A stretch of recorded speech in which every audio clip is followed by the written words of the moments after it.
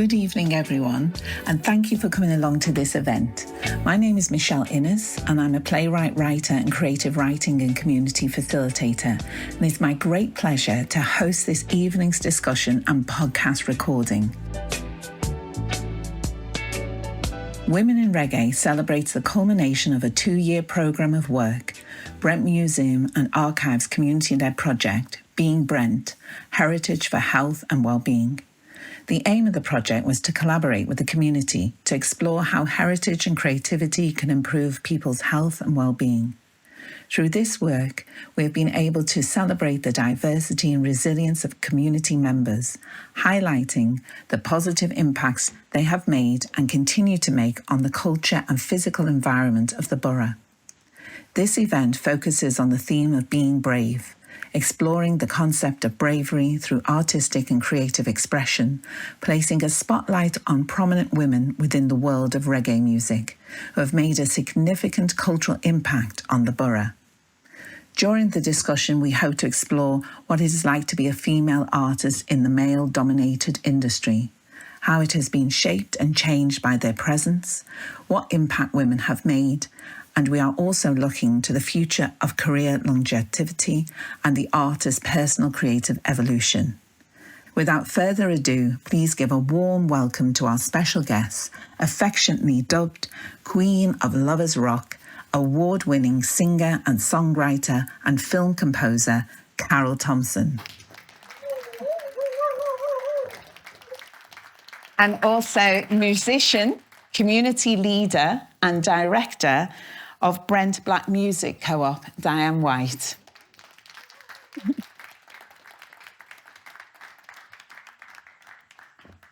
So welcome everyone. So why women in reggae? Our producer, while she was looking for artists for festivals and performances, she realised that the talent pool was full of male artists and very few women artists. In a male-dominated industry, we're asking why is there this underrepresentation of women and why the imbalance, especially in reggae music. What or who were your musical influences, role models, inspiration? My first musical role model was my grandmother. My grandmother was a minister, a reverend, in a Pentecostal tradition, clap hand, tambourine. But she was also a fantastic singer. And as a young woman, a young girl growing up in Jamaica, they used to call her the Belle of Trelawney because she had such a beautiful voice. And she loved to sing. And I grew up with my grandmother here in the UK. And so we used to sing together all the time. And she was definitely my first role model and musical influence because the joy that she derived from music and she put me on the piano at a very early age as well. And so I started piano when I was about 6 or 7. So we sang every day. We sang at church every week. We sang at conventions. We were always singing. So she's definitely my first role model and influence. And then in the house, my grandfather, he wasn't in the church. She used to pray for him every night. And so he used to run a sound system. And so he had a shop, a West Indian shop, and at the bottom of the shop was, he used to kind of dig it, and he used to call it the hole, where they have a big shubby, right? So he'd be in the hole, and my grandmother would be at church, right? It was really quite interesting. So I had a good sort of, a nice balance of gospel. And my grandfather loved all the stuff that came out from Jamaica, all the Duke Reid stuff and all the ska and the blue beat. And but he was also a great jazz lover. So I grew up listening to Ella Fitzgerald and Diana Washington, Brooke Benton, Nat King Cole, and all of Duke Reid collection, ska, blue beat, rock steady. And so my musical influences are all of those things. There are many artists that I really love. I can't really just pick one. It's like asking me to pick my favourite child, right? So it's not possible. So I have all of that. I have the reggae, the Caribbean, the Jamaican thing, and I have the American R&B. And as a kid growing up, in the UK, you know, we had the pop and we had Motown, Philly, didn't we? Had everything. So I've had many musical influences, and I've absorbed all of that, and I'm still very much influenced by all of those types of things. Because it's just the positioning as well of us growing up here as well, the many musical influences that we've had, you know, and I think we adopt and adapt and make them our own and change them. And you, Diane? I grew up in a gospel surrounding. My mum, my grandmother, used to sing at all the funerals. She was a real church woman. She instilled it into my mother. My mother came here, and we always grew up. We had to go to Sunday school, always grew up around the church, and music was always playing in our house. And like Carroll said, I had the other side as well, because my dad used to play sound system. So all Blue Beat, Treasure Isle, all of them, we grew up on them. Christmas time, Nat King Cole, Brooke Benton, all of them, we grew. It was just like a Caribbean household that would happen on a regular. Wonderful. And you said you sang in church. Did you know for anything on that music would be something that you would gravitate towards in terms of this is something I want to do with my life? I started playing around with music at the age of 12. When I was at school, I used to sneak out of the class and go in the music room just to play around with the keyboards and the guitars and that. And I never believed that it would have taken me so far. You know, I left school with 5 O-levels and walked straight into a rehearsal room. So that was the beginning of my musical journey. I never believed that I would have done that. But as I went on in school, coming out of school, I knew that music was the career I wanted to pursue. And how did your family take that? Coming out of school with 5 O-levels and walking straight into a rehearsal room, my mum said, "What you doing? You can't do that. I didn't send you to school. Music not going to pay you no money." But she saw that I was determined, you know, and although she wasn't for it, as time went on, my determination and the seriousness of what I wanted to do, she saw with me and allowed me to pursue my career. I think music found me at a very early age, and I always loved music, and music always loved me. And but as like Diane said, I didn't know how to pursue a music career. I remember my careers teacher, when I told my careers teacher that I wanted to be a musician and a singer and a writer, because I used to listen to lots of music and write, and I was a bit of a train spotter when it came to music, from Gershwin through to Bob Marley. And she said to me, "My dear, most people I know who want to be an actress or a singer are actually just receptionists in dental practices, or they're waiting on tables. You know, it's not a serious profession. And just because you've sung in one school musical doesn't mean to say that you can have a pop career or have a career in music." So she completely dismissed that, didn't give me any advice whatsoever. So I'd look on the TV and see, you know, a lot of Americans on TV. You wouldn't see many UK artists, maybe, I don't know who was out there at the time, maybe Maxine Nightingale and a few others like that, but it was all American. So I couldn't really see how to have a career in music, but it's always something that I knew I wanted to do, and I didn't really have a choice. You know, I still feel the same as I did at 15. And 16, I still feel as passionate about it, still feel as connected as I ever have done about it, and I'm still inspired by it. So I have to create, it's just part of who I am. It found me and I embraced it. So why reggae? Why not? All those various influences, it could have gone any way, couldn't it? Reggae for me is a spiritual thing.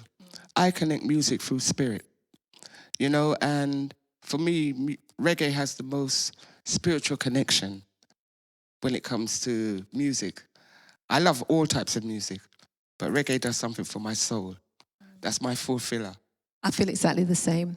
I have many influences and like many music types of genres I love, but music is, for me, very grounding. It's very spiritual, as Diane said, and it just feels very natural. I really don't feel as though I have to try with reggae music. I just feel that we fall into each other quite naturally, you know. So It's and what I love about reggae music is that you can actually add so many things. It absorbs so many different genres, and that's what I love about it. It's like a base, and it just accommodates so many other types of genres. So yeah, reggae is it for me. Yeah, which we've seen, haven't we, through the years with punk and, you know, and the Clash, and they've all been heavily influenced by reggae. So how did you break into this industry then? I decided that at the age of 16 and working in a rehearsal room, I used to watch the musicians, I used to watch the guys then practice. And I used to say, I'm going to do that. We're going to do that. So I met two sisters, and they were just learning their craft. They wanted to do the same thing I wanted to do. So one decided, all right, then I'll play drums. The other one says, all right, then I'll play keyboards. You play bass. And from that day, decades ago, we formed that band. And the name of the band is? It's called Akaboo. Akaboo. Diane's not actually saying what it really is. And what it really is the first women... The first all-female reggae band in the world. In the world. Really amazing. It's just the idea of the dream and holding on to the dream and being able to access that dream. In a male-dominated world, when we started playing, the reggae industry was all about men. You would only see females in there if they were singers. You would not see musicians. For us, it was a hard journey because we were females and like we were stepping into a male arena and these men were looking at us and saying, what do these women want? Where are they going? You understand? Why don't they go home and look after their children? A man told me that once. Why do you want to play bass? Why don't you go home and look after your children? What was that about? You know, we tried to explain to people that we love music. We're musicians. We express music from a female point of view. We're just putting our feminine touch. This is how we feel the music. We're not trying to compete with the man. You understand? We're just trying to do our thing from our perspective. Because we got to a point where we were as good as the males, it created a problem. There were hurdles we had to jump high and low just to get through the doors or prove ourselves. You know, they'd watch us humping all our gear and setting up the stage and all of that, and they'd stand up there and they'd look at us like this. And we just get on with it because we knew what we were up against. And after we played a show, you see all of them come running. Everybody wants to shake your hand. Oh, you lot are great. You lot are great. But you watched us struggle and put everything together and didn't support us because you felt threatened. But we didn't bring that to you. That's your own insecurity. You know, so we just kept the boat rowing until, you know, as time went on, people started to respect us because we weren't just a bunch of women no more. We were a bunch of musicians doing our work. Right. Yeah. You know, and we had to struggle and prove that point. And not for us, for them, you know, to earn that respect. But eventually it happened. I also feel like reggae itself is about resilience, it's about resistance, you know, so it encompasses all that, and your journey speaks of that and speaks to that. What about you, Carroll? How did you break into this industry? Well, it's just as difficult as Diane, but I think what was slightly easier for me, only in the sense that they were looking for female singers. So that was the only difference, but there wasn't that respect for female singers. They were just getting your voice. The men were very much in control of as producers and as record labels.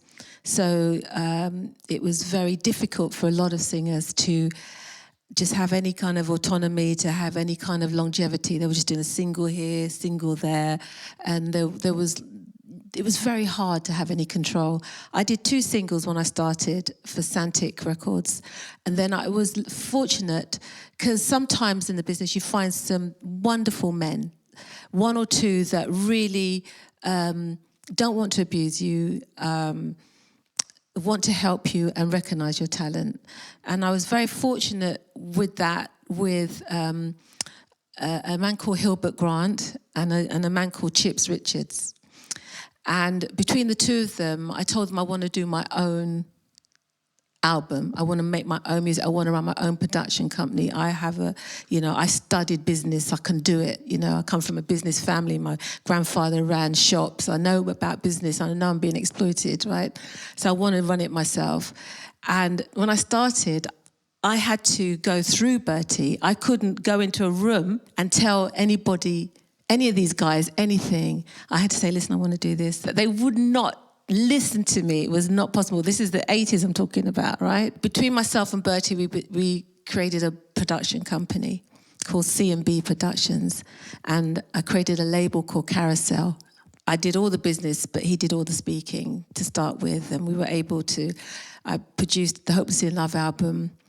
I produced Winston Reedy's Dim the Light. I produced Winston Reedy's Daughters of Zion. That all came out on my label. I put all the musicians together for Sugar Minot's Good Thing Going. I put all the musicians together for Trevor Waters, Stuck on You, all these hits that we were having in the charts. And I just sort of sat behind because it just couldn't work. For years, I just had to say, okay, I'm the back. I just come up with the ideas. I'll get somebody else to be the spokesperson.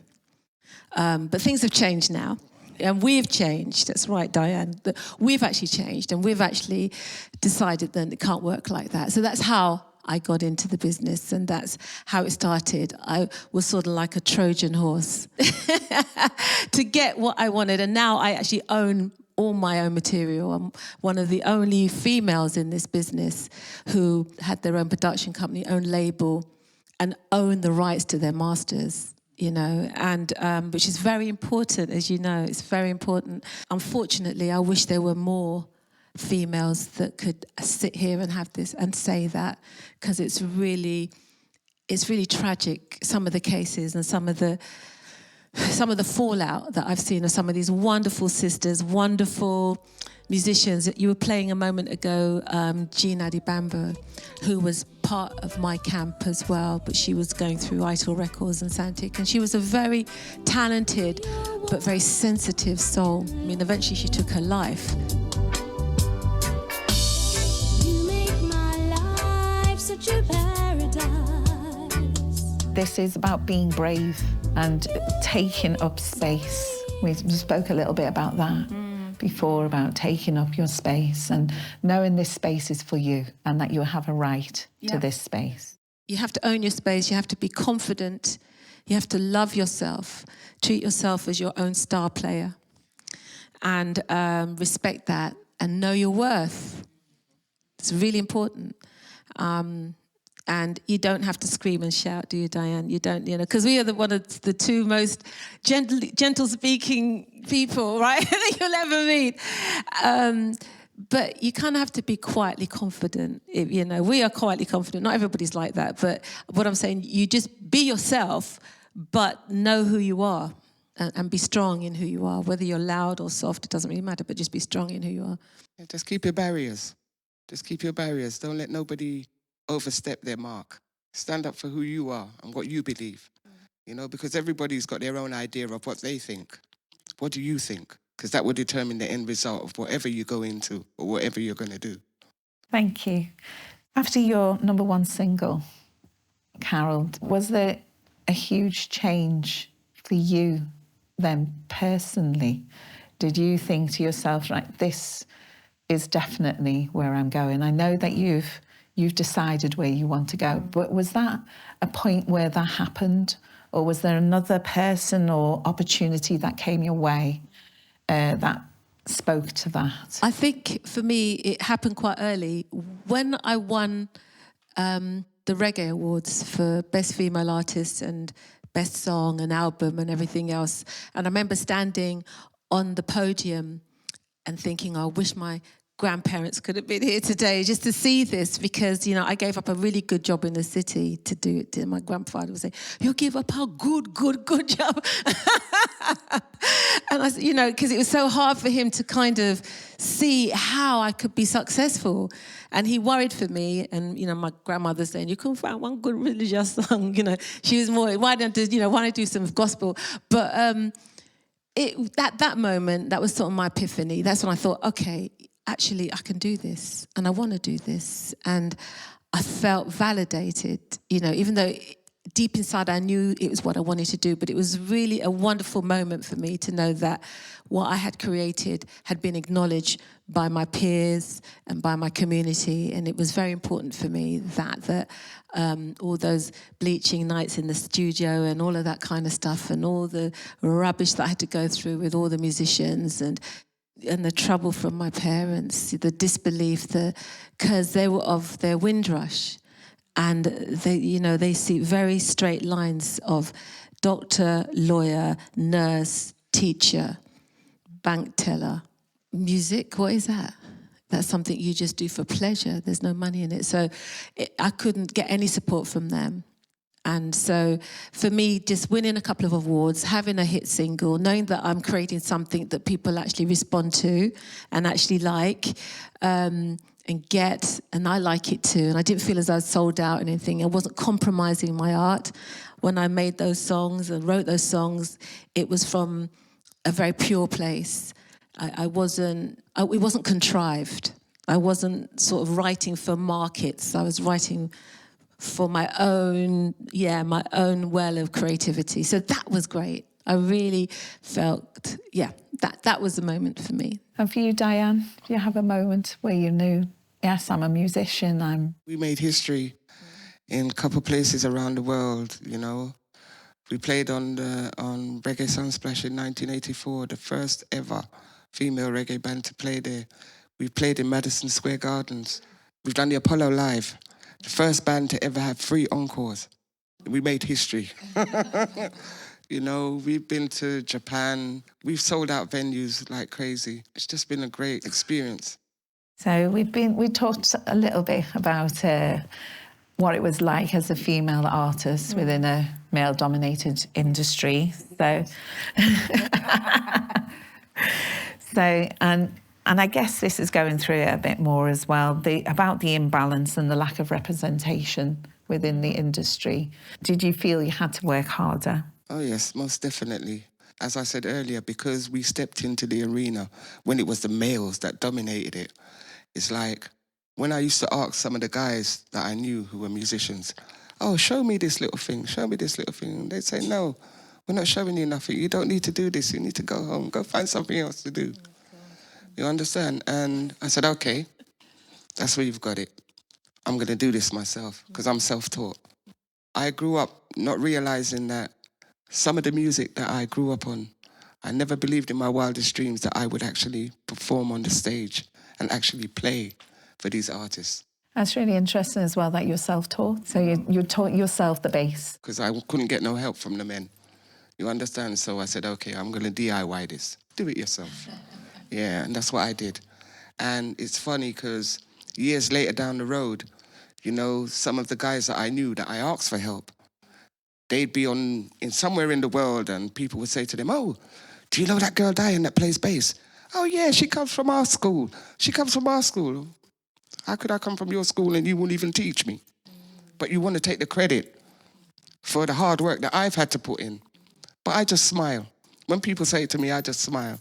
Because what I know in here, no one can take away. So if you feel that you want to have that moment of glory, feel free. Because I know the truth. Just a little bit about your work as director for Brent Black Music Co-op, exploring the historic explosion of reggae music as well. Why is that important to you? We've branded it the home of reggae because the only 2 people who haven't visited that place is Bob Marley and Peter Tosh. And that's because they weren't alive when the building was open. But their offsprings, Rita Marley, you name them, John Holt, Gregory Isaacs, you name them, Dennis Brown, everybody has graced their presence in BBMC. The history of that place is so, wow, it's big. People have come from around the world, Jill Scott Heron, everybody you can think of, you know, has come through BBMC. And the legacy is what we're continuing. Because up till this day, we have like the younger artists who are coming there now, like the Leela Ikes, the Jesse Royals, the Chronics, all of them are coming through as the younger generation. So the legacy remains and the music continues. And BBMC is a hub for the community. You know, we have rock bands there, we have reggae bands, we have R&B bands. We're an open house because it's all about the music. And what we're doing is we're trying to encourage young ones to start playing instruments, because technology has moved on so far that kids are sitting in their bedrooms, isolated, and making music by themselves. Now, there's no spirit there. A computer can't give you what you can channel out of your body, and which is the energy of the music. And that's what makes a good tune. If you can't touch, if something in that music doesn't touch you, then that song will sit there forever. And that's what we're trying to really kind of bring back to the table. You know, get young ones involved, making music, get more musicians, so that we can keep the legacy continue. Some beautiful work taking place right here in Brent. Yes. And so, Carroll, we talked a bit about the power of music, and as Diane's just explaining, really about connection. So how have you translated that into the wider world, besides touching people with your beautiful lyrics and your beautiful voice? I was telling you earlier that I run choirs for mental health. And I've been doing that for over 15 years. So I started in Brixton on Railsham Road at a drop-in centre there, and I went into hospitals as well. I still do it in at Mind in Haringey, and I still do a workshop for Haringey Council in I guess that area is Turnpike Lane, Wood Green type of area. And it's just such a blessing and a wonderful thing to do. My organisation is called Singing for Wellness and Joy. And the transformation that I see and the way that music, the energy of music and the spirit of music, how it can touch individuals who may be feeling a little bit lost, a little bit disconnected, it brings them together and it helps them to connect to that joy, because music, as we mentioned before, brings you joy and its energy and its spirit. And I think also, I guess probably growing up in the church as well, and my first experience was the spirit of music, and that has never left me. All right, so I love to give something back to the community. I do this on a regular basis. Whenever I'm not touring or anything like that, I try and do it midweek so that it doesn't clash with anything that I might have to do on a Thursday, Friday or weekends. And it brings me great joy, and I love to see the joy that how it affects the individuals that come to the choir, and how everyone connects with each other, supports each other, and how they come out of their shell. That's something else that I do with the gift of music, apart from creating my songs and producing music for records and TV and stuff like that. So what was the music scene like compared to the underground dances? I don't really go to dances so much anymore. That's a difference. I'm a bit of a dinosaur now. But back in the day... Oh, the dances back in the day were great. You understand? You'd have the house dances. You could go to a club and go out and have a great time. You'd be in a house dance till all hours. And you'd be having such a good time that the time would pass, so you wouldn't even realise. But now, it's not the same. It's not safe. And not only that, I think people go out with the wrong mindset. We used to go out to have fun. People of today, they go out with the wrong mindset. You know, it's not about the joy no more. It's about people don't even dance together. When we used to go out, it was rub off the wallpaper and all these kind of things and all these things, you know. But now, the guys are over there, the girls are over there, and everybody's dancing to themselves, and the guys are like some clowns. Why are you not dancing with the girls? I just find it really... I know that our music, we came together, right? There was a point where we'd come together and we would dance with complete strangers, right? And you'd find your boyfriend or your girlfriend, in these dances. But as I said at the beginning, everyone felt safe. We felt as one. You had your one or two bad man, you don't step on their shoes and all that kind of stuff. But in general, it was a safe environment and a happy, joyous environment and a loving environment even, I can say. So I think something major has changed and shifted in the way that our youths communicate or don't communicate. And whereas the music still brings them together, but there's still like this chasm in the middle. I'm not quite, I'm not sure how to explain it. The way the music's evolved for the younger ones, our music was about love and good vibes. The young people's music of today is angry. It's all anger. It's all negative. Our music was positive. It was always telling us a message that was good. But they've just gone to another dimension where the music isn't really bringing them together. It's keeping them in bunches and throwing words at each other, and that's really dangerous. I don't know when it happened that they didn't like each other, where they would look at another child or a young person that looks just like them, but they don't like you for absolutely no reason. I remember growing up in Liverpool. So we had the 12 Tribes of Israel dancers, but we used to get in a coach and go to Manchester. That's right. And amazing gathering of people, and there was just love in the room, and well, it was a massive hall, massive speakers. Shaka died this week, and I was asked to say a few words on a few radio stations, and it made me have to go back and think about those days when I used to go and listen to Shaka at Club Norwich and Phoebe's. And I remember one night I walked and I could literally see the building going like this, right? Even before I got in, I was thinking, is it actually moving on its foundations? Is it actually... And then you get inside and everybody, the energy, it was like a chapel of dub. Everybody's nodding at the same time. Everybody's in unison.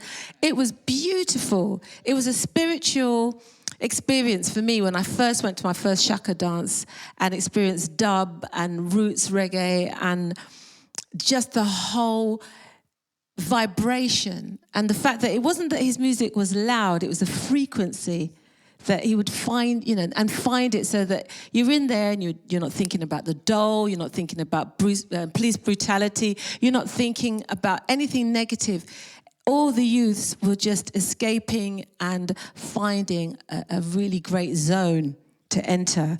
And someone like Shaka created that space for us, and music created that space. So I just wonder for now, in terms of your question, I'm sure that they do say they're having fun and they do go out and enjoy themselves. But of course it will have to be different because we're of a different generation. But I'm really hopeful that there will be a shift of consciousness, and they will find that there's more joy in positivity than there is in negativity. Yeah, I'm really hopeful. Which brings me quite nicely to our next question. So does having or caring for family impact your career as a woman? Yes, it will impact, especially sometimes the creative process. I've got 3 children spread out over many years. And I had my son very young, and then I had 2 more children when he was 20. Right? So, it impacts, but I find it really does spur me on. I love being a mother. I love family. I'm a daughter. My mother is still alive. I care for my mother. My father recently passed, but I look after my mother, and I enjoy it. And I find the time. And as I say, I find it inspirational, to know that you can pour time and love into your children and help them to be their best selves. And my mother was very supportive, still is my biggest fan, right? When I do my shows, if she's well enough, she comes to my shows. Sometimes I drag her up because she likes to dance. And she'll come up on stage and I'll do like a Phyllis Dillon tune or something. And if you knew how... And she'll come up and she'll do a little... Because she's a very fit 82-year-old, right? So, so I love family. And I have a lot of time for family. And I have my biological family, and I have a musical family too that I make time for as well, of which Diane is one of those in my musical family. Yeah, so yeah, I do. I take, it does impact, and sometimes, you know, you feel creative, but you have to do the right thing and leave the creativity for a while and pray that it comes back when you have the space for it. I have 3 children also. Through my career, I worked up until the last with all of my children. You know, I was always on the stage somewhere. My last one, I came off the stage, went to the hospital, had her. 3 days later, we were on a plane going to Switzerland. My children grew up in the rehearsal room. I used to rehearse twice a week with my band. So you'd have all the buggies parked up in the rehearsal room with all the kids. And then the ones that were at school, we'd go and do the school run. We'd rehearse up until 2 o'clock, then school run, come back. Some of the gigs that we were doing local, we'd bring the children, they'd all be there sitting at the front of the stage, looking at, that's my mum, and all of that. But, you know, always made time, and because of that, my children, they understood what I was doing, because they saw it from birth, you know, and they were always a part of it. I never really left them out of it. So, and I had my mother, when I had to go on tour and all those places, my mother would take care of my children, so she was my support network as well. And as time went on, you know, she became very proud because I started to play with people like Alton Ellis and Gregory Isaacs, so she could bring all her friends, you understand, to the show, and they could come backstage and meet the artists. So, oh yeah, that's my daughter. Yeah. You know, so family was always there, always part of my journey, and always supported, and I supported when I could and helped them for whatever it needed to be done. So it was very important. You have your friends, your wider network. You know, you've got your family, but then you've got a wider network who kick in, who come in. You know, at those times when you really need them. You know, because like yourself, we were touring, traveling. Problems happen at home sometimes when you're traveling. You're not there. You're not at the point of need. So you have to trust somebody. Sometimes your mother's not there. Your sister is not around, and you need those sister friends to kind of come in, step in, and help you with family. So yeah, I think it's the support system. Women supporting women was wonderful. Think about women supporting women, and thinking about yourself. One of your greatest successes, or your most fulfilling moment, where you felt really fulfilled in terms of music or in terms of life? How much time have you got? I did say one, because I just think as well, like, Carroll, the backdrops to people's lives, and people definitely in this room as well, you know, it might have, the music that you've produced, you know, it could be the backdrop to the first kiss, you know, your first crush, your first love, your first breakup, and I'm so sorry. So it's just, I'm just thinking, culminating, what is it for you? In terms of music, all right, because, you know, there's life, there's music. I mean, it's one in itself, but I guess maybe as a musician then, and in terms of reggae music and the Almighty gave me the ability to create, it is a wonderful feeling when people come up to you and say they bring the whole family. You know, the mother, the grandparents, and the little kids, and the younger ones, and they've all grown up. And I think the one anecdote I will say that I always remember is this young man. He must have been about 32, 33, something like that, or maybe a bit older, probably about 38, and said to me, I've come to your show, I've brought my whole family, I've treated my mother, it's her birthday, and everybody's come, my sisters and everybody. And Carroll, when I hear your music, I think of rice and peas on a Sunday, and I think of home, you know. And I thought, so I thought that was very touching to know that the music has touched the whole family, and they've all come out to experience the music live. So that was beautiful. We played in a club in Japan, and we sold it out 3 nights straight. And the strange thing for me was that some of the fans came backstage to meet us. Have we done something wrong? And the guy that took us there to do the gigs, he said, no, this is the way they show their appreciation. But they were just crying, and it was just crying, and That's so strange. Japan was so stressed, so true. It's the strangest one. They just sit and cry. They really feel it emotionally. And I've never experienced that before. You know, sometimes they're not demonstrative. They don't get up and, you know, they just sit and they feel it and they'll cry. Yeah, you're right. It's a very interesting one. different, yeah. And that's like, you know, we also went to Jerusalem. So we played in Tel Aviv. We sold out that club 2 nights straight. And they said it's the first time since about 10 years that Jews and Palestinians were in the same building singing reggae. Just for them 2 hours. The club was solid, rampack solid. And it's funny because, you know, half of them can't really speak English, but they can sing the reggae songs from start to finish, word for word. But we spoke about that, wasn't it? About the connections that music, it just breaks down barriers.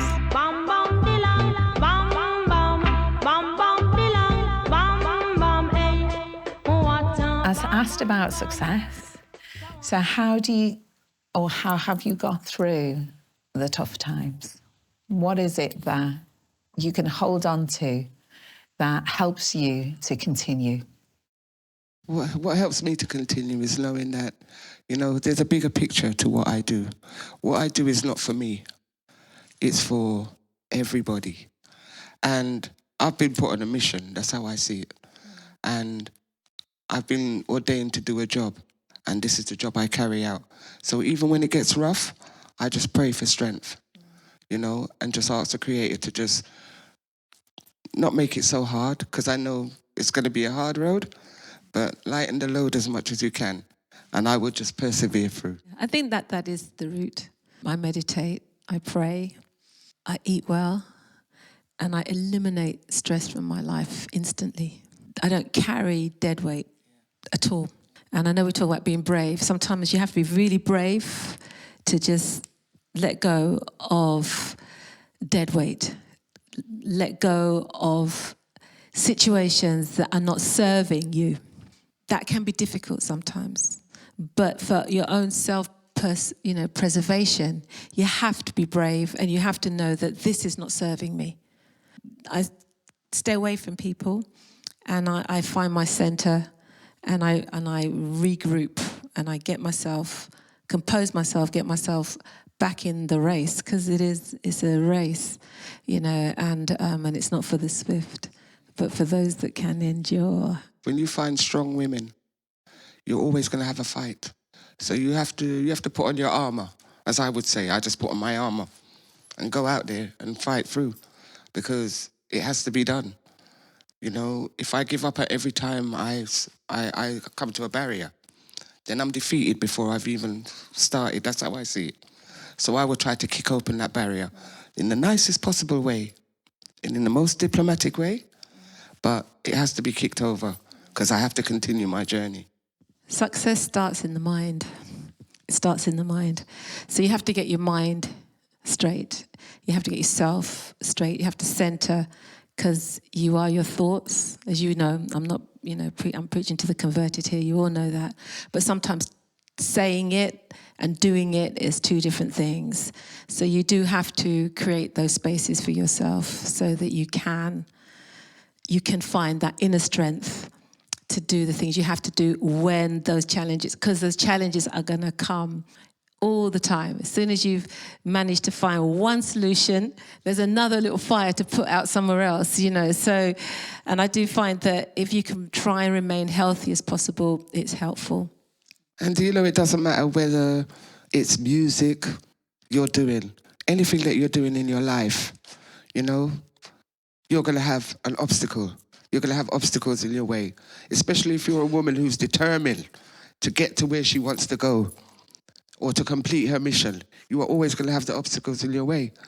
But you just have to believe in yourself, know who you are, and don't let nobody lead you off your path, because that's the quickest thing people do. Because a lot of women don't have that strength or that courage or that confidence in themselves. You know, they'll just say, oh, they'll give up for an easy life. Well, a lot of women have been beaten down and haven't been given the support that they need at crucial times in their lives in order for them to grow and to find that strength. And because it is male dominated, and that is the problem, that is the issue. So as women, you do have to try and find those quiet moments and really believe in yourself, and don't change for this one, for that one. Just be who you are, very centered, and the right people will find you once you are just yourself and you just remain yourself and you're true to yourselves. Sometimes you feel as though you're missing the boat, or you're not being invited to certain things, or you're not being promoted, or, you know, people are just leaving you behind. But trust me, if you just remain centered and have self-belief, the right people will be attracted to you for the right reasons. We've created a platform called Reggae Star Factor. It's like the X Factor, but it's a reggae affair. So what we've had R&B singers, we've had poets, we've had rappers, but we've converted all the music to reggae. We've watched some great talent come out of this platform and have gone on to do so much great things. This is what we're trying to do now. So anybody who is out there that wants to get involved in music in any way, shape or form, check out Reggae Star Factor. Register your interest, and we'll help you and support you in any way we can. That's an absolutely wonderful way to finish this wonderful evening. Thank you so much, everyone, for coming. I just want to say a huge, huge thank you to Carroll Thompson and to Diane White.